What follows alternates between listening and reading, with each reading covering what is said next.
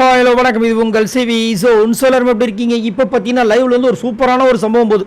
அதாவது விஜய் பார்வதி தான் வந்துட்டு ஒரு கேப்டன் ஆகிட்டா என்னெல்லாம் பண்ணணும்னு சொல்லிட்டு ஒரு சூப்பரான விஷயங்கள்லாம் பண்ணுறாங்க. ஆனால் பெம்பிளிக்கா பிலாப்பியா போயிடுச்சே, சபரி தான் கேப்டன் ஆகிட்டார் அப்படின்ற ஒரு அப்டேட் வந்துருச்சு.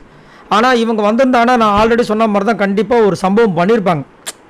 என்ன ஒன்று, கேப்டனாக இவங்களும் தலையாக இவங்களும் துணை தலையாக வந்து அமித்தும் இருந்திருக்க மாதிரி ஆகிருக்கும். சரிங்களா?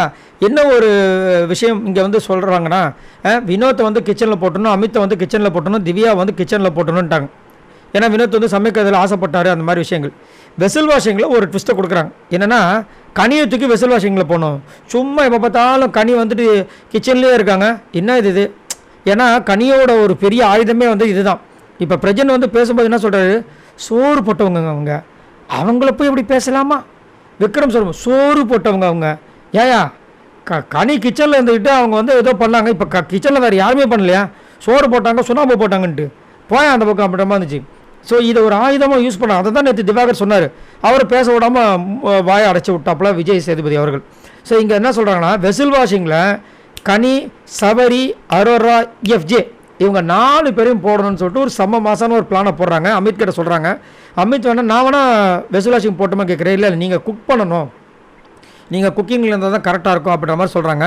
அதே மாதிரி ஒரு சூப்பரான ஒரு பாயிண்ட் வைக்கிறாங்க. என்னென்னா, இன்னும் ஒரு சில பேர் வேலை செய்கிற மாதிரி நடிக்கிறாங்க பார்த்தீங்களா, அவங்கள பிடிக்கணும்.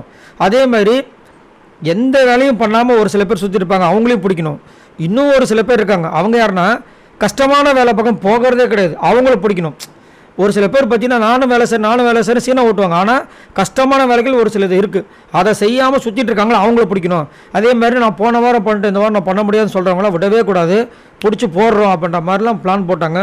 ஆனால் அவங்க பிளானில் முன்னள்ளி விழுந்துருச்சு அப்படின்னு அமித்தும் விஜய் பார்வதியும் ஃபீல் பண்ணுவாங்க கண்டிப்பாக. ஆனால் வந்துட்டு ரொம்ப அன்ஃபேரான ஒரு கேப்டன்ஷிப் டாஸ்க் தான் நான் சொல்லி ஆகணும்.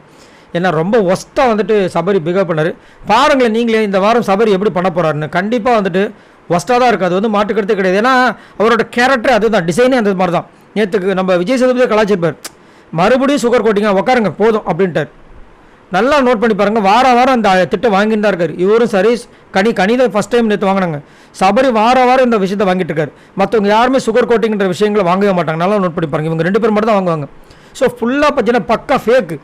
இதே நீங்கள் பார்வதி கிட்ட பார்த்தீங்களா எவ்வளோ ரூடாக பண்ணுறாரு, இங்கே சுகர் கோட்டிங்கை பண்ண வேண்டியதானே. அதே மாதிரி தான் கனியும் சுகர் கோட்டிங் வந்துட்டு மற்றவங்க கிட்ட பண்ணுவாங்க. ஆனால் இதே விஜய் பார்வதினா விஷத்தை கக்குறது, ரெண்டும் ஒன்றுக்கு ஒன்று சலச்சதில்ன்ற மாதிரி பண்ணிட்டு இருக்காங்க. ஆனால் என்ன பண்ணுறது? சரி, விஜய் பார்வதி சொன்ன இந்த விஷயங்கள், அதாவது சப்போஸ் அவங்க கேப்டனா எப்படி இருந்திருக்கும், செம மாதம் இருந்திருக்கும். சரி, உங்களோட கருத்துக்களை சொல்லுங்கள். பாய் நண்பர்ல.